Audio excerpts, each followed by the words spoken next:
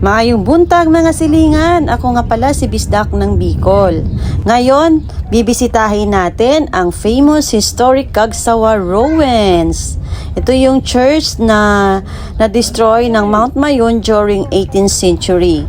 Kung dati, nababasa ko lang to sa libro, pero guys, thanks God na nabigyan tayo ng opportunity ngayon na bisitahin yung historic church na to.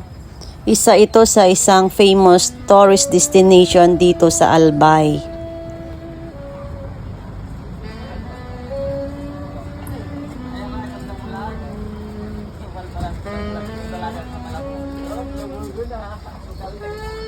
After parking our car, pumasok kami dito sa entrance nila. Merong bayad yung entrance, guys. Mura lamang yung entrance fee. Sulit na sulit yung pagpunta nyo dito. Ayan.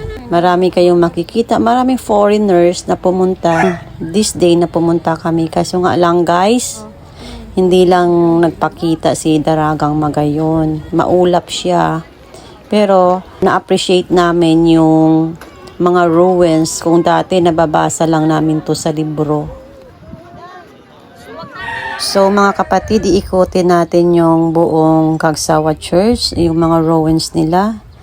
Dito guys yung party ng church na nasira noong pag-erupt ng Bulkang Mayon noong 1814. Ayan. So ang istorya nito guys, marami daw natabunan dito.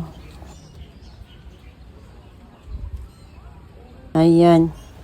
Kung tutuusin guys, matibay na to yung pagka-build ng church na to. Kasi kung titingnan nyo guys, puro mga bato. Kaso nga lang malalaki talaga yung mga bato na nanggaling sa bulkan. Kaya ito yung nangyari. Then imagine from 18th century, ito na yung itsura. Then now is 2024. Maraming pumupunta dito to witness or makita yung lugar ng Cagsawa Church. So, ito yung mga ruins, yung mga wall na naiwan. Yan, nag-enjoy naman yung anak ko, nagtatatakbo. Habang kinukunan ko ng video yung mga ruins na to, at least makikita nyo rin yung lugar kahit hindi kayo nakapunta dito. Ganito yung itsura.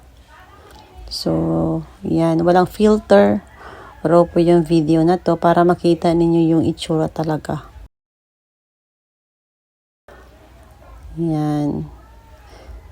Malaki pala yung church noon guys. Napakalaki. See? Kung titingnan nyo, napakalawak ng Cagsawa Church. Ito yung loob ng church guys. Yan. Natabunan siya noon yung 18th century.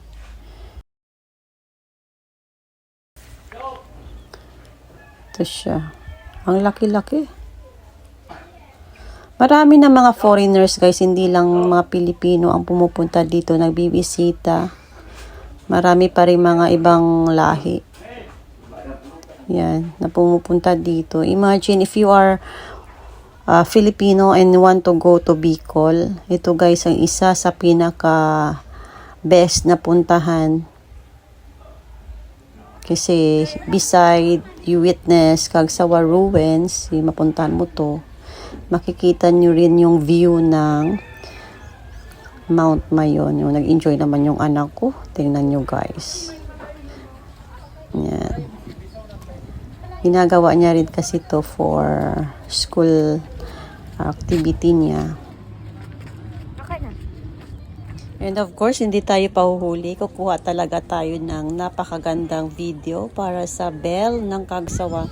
Totoo lang guys, bell na lang yung naiwan. At saka dito sa pinakamalaking sili nila na nandito lang sa loob. If you like this video, please don't forget to follow and share. Thank you!